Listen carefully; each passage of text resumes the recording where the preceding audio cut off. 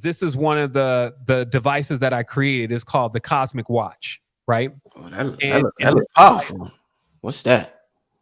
So in this device, first of all, it has the manumission, right? So in language, what you'll notice is that on all the risks of all of the sky gods and the gods of the deep, they always have something that looks like a watch.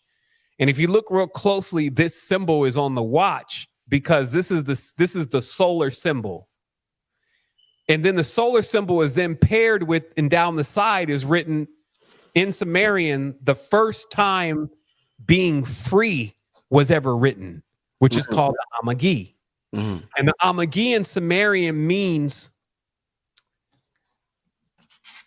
one second. I see a window just popped up out of nowhere. So the Amagi in Sumerian means literally to go back within your mother. You can Google it on Wikipedia. And what this means is that the only time, because they basically found out that the reason why many beings were being held on the planet was because they were in debt. Most of them were in debt to spirits, because remember that started happening. And so the manumission was created because they knew that the only time you can truly be free of debt was to go back into your mother's womb, because there was no debt there. Okay.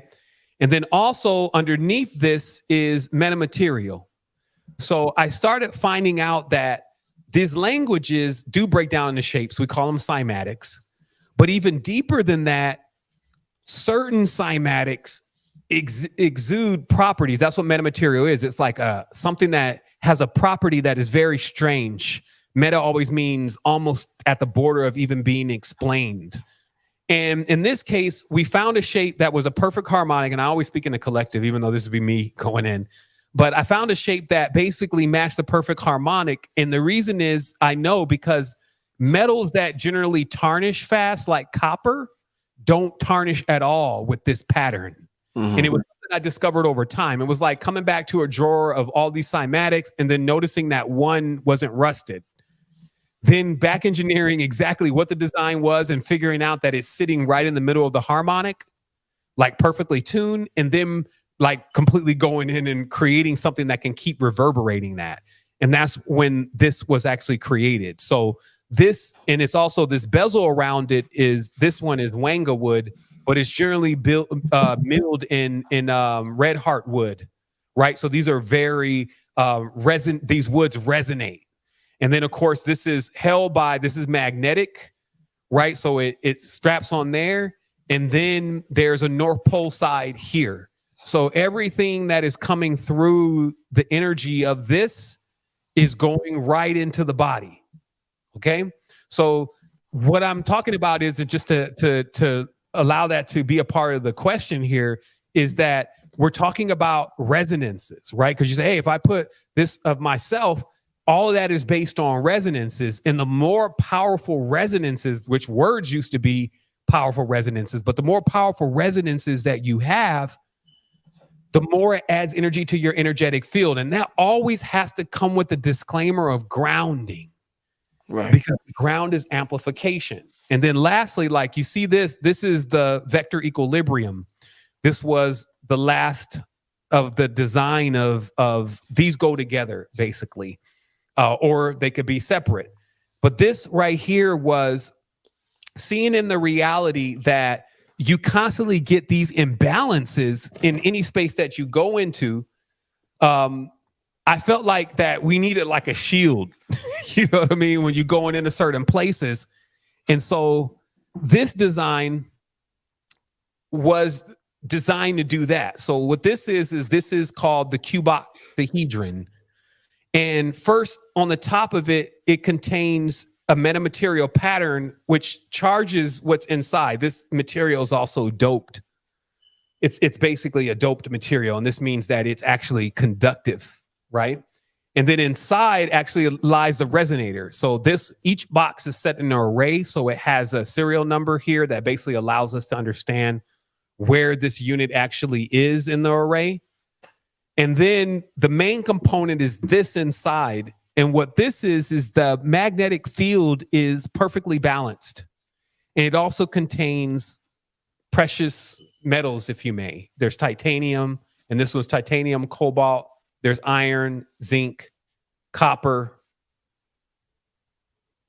and bismuth, which is it's a non-attractive magnet, right? And this device is basically just held in the hand.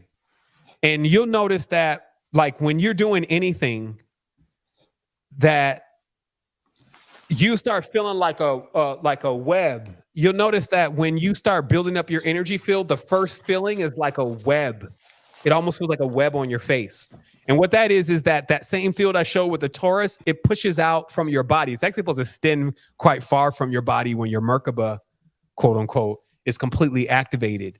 But in this case, this harmonizes and stimulates the field. So it's more of like something that when you're thinking or when you're talking, you know, you use this to basically maintain the field that's around you, right? So this is what I call spiritual technologies, right? And no telling what kind of flack I would get if, you know, I start, because they're like, oh my goodness, Sevan's already do, you know. But at the end of the day, like, what I will do is I will basically take all of the knowledge, because for me, I started getting to this point, especially after like my 8th year, and I was like getting all this knowledge that was about like the beyond. And I started asking myself how much of this knowledge I was able to apply in the physical reality. And I told myself that I needed to start basically making my consciousness, higher self or whatever, give me knowledge about things that were going to assist me in this reality. Because it seemed like it always loved to go into like the other planets and stuff. And don't get me wrong, I love the knowledge and everything, but I will often find when I will wake up that there would be nothing that I could actually come into the reality and help myself with specifically. And when I asked about that, I was told because that's how I was focusing my energy. So I started focusing my energy on getting knowledge about higher things that could be applied in the reality right now. And this is what came to me, but I had to build it. And because in the first phase, I was like trying to get people to understand what I was trying to build, like engineers and CAD guys and stuff.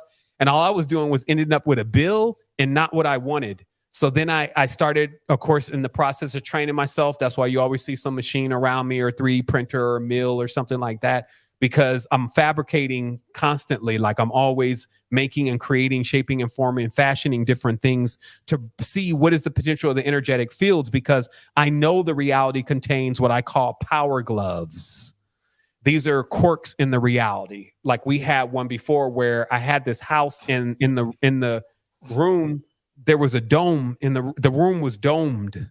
And it turned out that underneath this room, they were going to make a wine cellar, but they decided not to. But the area was still hollow and you never knew it because they put a floor over it. But somehow when you got in a certain point of this room and you talked, you couldn't hear your voice. But the person in the room could. And it was like you were talking in their head. This is known to happen. It's like an acoustic thing. And it happens at a sweet spot in the curve. And so those kind of things and many more piqued my interest to realize that, hey, these folks be running around here acting like they discovered everything already, but really they haven't. After all, they're pretty ignorant. So if you crack into the knowledge, don't think that you're not going to potentially discover something that nobody has ever found out, because they're constantly hiding any of this stuff, right? So it's just that awareness that once again that, you know, we're not only able to create, but like I said, I also have even been able to create these things and bring them out to humanity. And these are the things that we're going to be giving away. In fact, we're going to be giving away two cuboctahedrons, 2 watches. And then I'm also going to be giving the generative AI course away that I did, because it would teach a person how to do everything with making the images, how to even do the video thing. You know, I want to link up with you too, because we talked before about, you know, at least sponsoring some of this stuff and putting it on the channel. And but I just need to know, of course, what resonates right with you. And, you know, I just want to, just spread the knowledge more and spread these gifts more. And this stuff happens for me because I also remember I'm literally in the jungle. So I have no real distraction like that. So I have a lot of time to really I could tell you that somebody would spend probably at least 10 years trying to make this. Like at one point we was always like, when we were again, I speak in a collective, when we was engineering this, I often thought like, man, somebody could take my design, right? And it's so hard to crank one of these out. I thought that I'd be flattered if somebody did, because even the moment they got to the bezel, they'd be like, oh man, we ripped it up, broke it up. So anyway, I just was, like I said, it's a lot of things that you can create when you have the time to, right? Yeah, definitely.